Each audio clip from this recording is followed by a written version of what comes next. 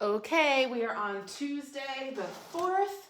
I forgot to mention in the last video that I do have a specific pinned or featured video in my in the Facebook group that talks about if you have bad knees or you need leg substitutions. You can go to that pinned video in the resources video and find a ton of exercises that you can do where you don't need to bend at all or you don't need to bend as much. So you can pick some of those exercises and sub them in for the scheduled exercises on your lower body days, even probably some of your full body days.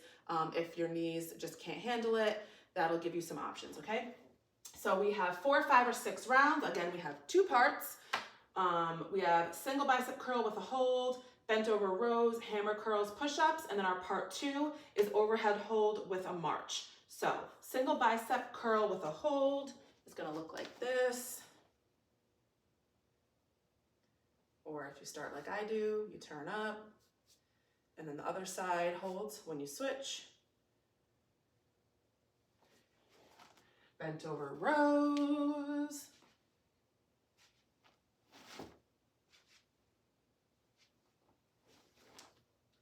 Hammer curls.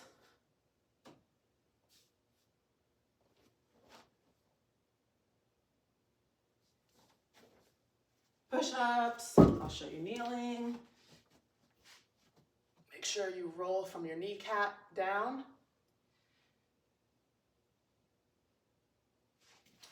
And overhead hold with march.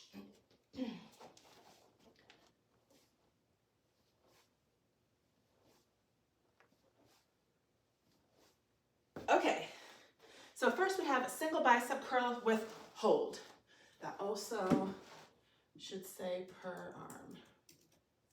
Okay, so it doesn't matter which way you start. So if I start with my right hand, my left hand is gonna hold. So I'm gonna hold it pretty much like this, okay? So not way up here, but kind of out in the middle. And then I'm gonna do my regular bicep curls on this side, okay? So when I do my bicep curls, I start on my side like a hammer curl, but I actually rotate up. So my palm is facing me, and I rotate back down. Rotate palm facing me, back down. Some people like to start with the palm facing up, and then they just curl.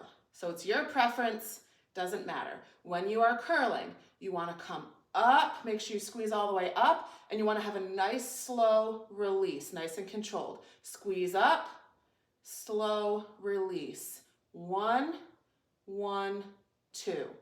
1, 1, 2. Okay, the release is more important than the way up. Once you finish the 12, you're gonna switch. Now this arm's gonna hold while this one curls, okay? So you can imagine your biceps are gonna start to burn. Now, next we have bent over rows. So you're gonna get in your bent over position, which we do for quite a few exercises. It looks pretty much like this. Feet are pretty close together. Your butt and hips are gonna push backward. You're gonna have a little bend in your knee and your back is gonna try to remain straight, okay? So I'm not way down here, I'm kind of in the middle, all right? So I put my weights here and I row backward, okay? So I'm gonna squeeze my shoulder blades backward. My arms are gonna come about here. So the top of the dumbbell's kind of on my chest. This is kind of at my waist, okay? That's where I'm pulling, release. Pull, release, pull, release. You always want to make sure that you're not jerking your body or doing any kind of jerking motions like that, really in any exercise, but when you're doing your rows. Our hammer curls, so this one is just a different style bicep curl. So you start here, so I always start my regular bicep here, and then I rotate. Hammer curl, it stays just like this. So you kind of have like a neutral grip, and you just curl up, down, okay? Just like this. So the weight always stays like the long way. And again, up, slow, lower. Up, slow, lower. So with this one, you want to make sure that you're not using your hips to swing the weight up. If you're doing that, it means it's too heavy. So it should be very controlled. Slow, lower, up, slow, lower. And then our last upper is our push-up. So there's a few different variations.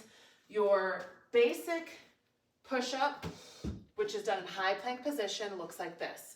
High plank position means that you're in a high plank, So you're up on your toes, your feet are pretty close together. You want your shoulder, elbow, and wrist to be in a line, and you want to make sure that you feel sturdy. You're going to lower everything, and then you're going to press everything up together. So lower, press, lower, press. You want to make sure that your hips aren't going before your arms, or that your arms aren't going and your butt staying in the air, okay? So everything needs to be neutral. If that is too difficult or you find that you are doing one of those two things, you can drop down to your knees. So when you drop down to your knees, you want to make sure that instead of sitting like this on your kneecap, you let your hips drop forward and you rotate to the top of your knees, okay? And then the same thing. Everything lowers together, everything presses together. Lower together, press together, okay? If you're having trouble there, what you're going to move on to is lifting your lower body off of the ground. So if you're doing something like a plank or a push-up, the higher your upper body is off of the ground, the less of your own body weight you are moving. So if you move to a chair, for example, you might be able to do a full push-up off of a chair, but you can't do it off the ground because we've lifted some of that weight off, okay? So the same idea, or you could even do kneeling chair. The basic, easiest thing you could do would be like off of a wall. I don't really like that because I feel like most people are capable of doing it off of a chair. I really don't think there's any case where somebody has to use the wall. Like, and if you don't know what I mean by that, it's like, I don't know if you can see me, but there's a ledge right here. So it'd be somebody going like this. Like, I just think that's too simple. I think everybody can handle doing it off of the chair. That's just my opinion, but. And then you're gonna run through that 4 or 5 or 6 times. And then the second part, we have our overhead hold with a march, and that is 4 reps. So what does 4 reps mean? That means that you're not doing it in rounds. You're not doing a set amount, then taking a break, then a set amount. It means you are just trying to complete a high number of reps however you can. So that's why the number is 60 to 120. So for me, I know I'm gonna do 120. So I'm not gonna sit here and say, well, what's 120 divided by 4 or 5, or how can I divvy it up? That's not what I do. I grab my weights, I start, and I basically just end at whatever number. I could end at 42. And now I'm gonna take a break, and then I'm gonna keep going, and then I might get to 70. Then I'm gonna take a break, and I'm gonna keep going. I might get to 100, and then I'm gonna stop, take a break, and then I only have 20 more, okay? That's how I do it, and that is really the point of 4 reps. 4 reps is to tire yourself out. When you do something for rounds, you're trying to perform well each round, okay? So that's why you do a round and then you take a break, then you do a round and take a break. When you're doing it for reps, it's supposed to be much harder. It's supposed to be where you're barely making it because you're pushing your body to its max. So for this exercise, you're going to hold weight, either something in each hand, or you can do one the long way across. It doesn't matter. To be able to hold more weight, you're going to do one in each hand, but this doesn't need to be a heavy weight. So like right now, this is 8 and 8 pounds. So that's totally fine for this exercise.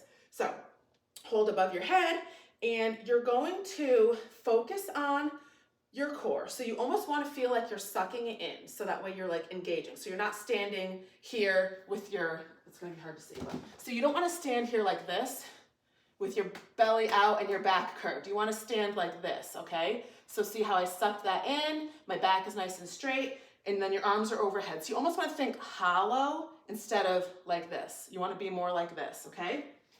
So hold it like that, and then you're going to slowly lift one of your legs up to your chest, back down. Other side, back down.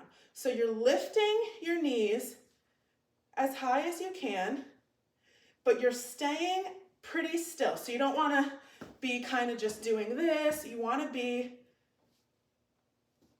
basically, you're trying to be as still as you can.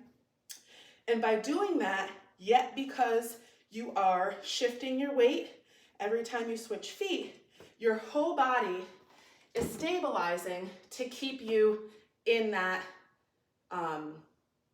tight frame, okay? So if you're just kind of wiggling all around, your muscles aren't working as hard. If you're here and you're straight, you're engaging your butt, your legs, your core, everything, and then as you move, your body has to keep working to make sure that you're staying where you are, okay? So it's kind of hard to explain it. It's easier for me to picture it in my head, but it's kind of like anytime you're doing anything with balance. So if you're on like something like a tightrope, you can actually see that rope going like this, okay? It's not the same in your body, but that's what your muscles are essentially doing. They're all shaking like this, trying to keep you in place and also from falling off balance. So anytime you do something where you're moving or you're on one leg or something, it's really good for your whole body because your whole body's working together to keep you staying as you are. So you want to make sure that you're doing these nice and slow and controlled. You don't need to go fast. You don't need to get crazy, or if you can only lift this high without getting all wobbly, that's fine. You just want to be nice and controlled and tight, okay? So that is your Tuesday the 4th.